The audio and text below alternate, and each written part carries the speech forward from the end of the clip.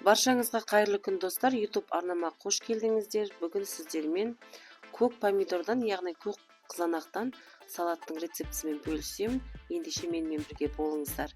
Бізге керекті заттар: қызылша, сәбіз, болгар бұрышы, көк помидор, қырыққабат және пияз, сарымсақ қажет.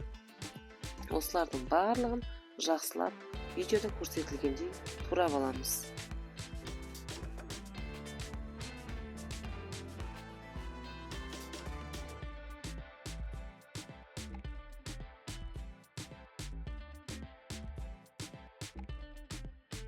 Сәбіз бен қызылшаны үккіштен өткіземіз. Үккіштен өткізіп болғаннан кейін салаттың құрамын жинай бастаймыз. Яғни сыйымдылығы үлкен ыдысқа алдымен сәбізді, одан кейін қызылшаны, қырыққабатты, болгар бұрышын, көк помидорымызды, яғни көк қызанақты, туралған пиязымызды, сарымсақты барлығын салып, татымына қарай түйіршіктелген қара бұрыш, лавр жапырағы және тұз және салаттың дәмін келтіретін 200 грамм өсімдік майын құйып, жақсылап араластырып, 1 сағатқа қойып қоямыз.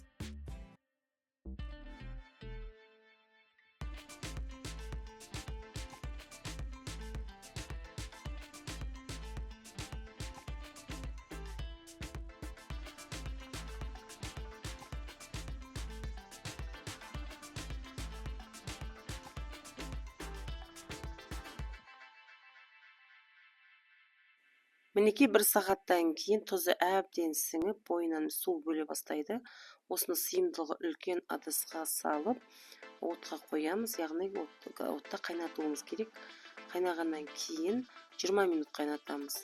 Яғни салатымыз бір қайнағаннан кейін, яғни әр литрге 1 аспириннен салуды ұмытпаңыздар. Менде 8 литр шықты, сол себепті 8 аспирин салдым.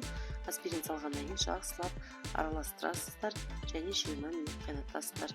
20 минуттан кейін астын өшіріп, тазаланып жуылған банкіге видеодағы көрсетілгендей салатымызды салып, қақпағын жауып, банкамыз толық бататындай сыйымдылығы үлкен ыдысқа су құйып, отқа қойып қайнатамыз.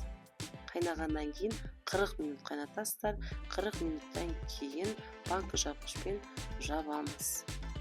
Салатымыз дайын. Сіз де үй жағдайында жасап көріңіздер.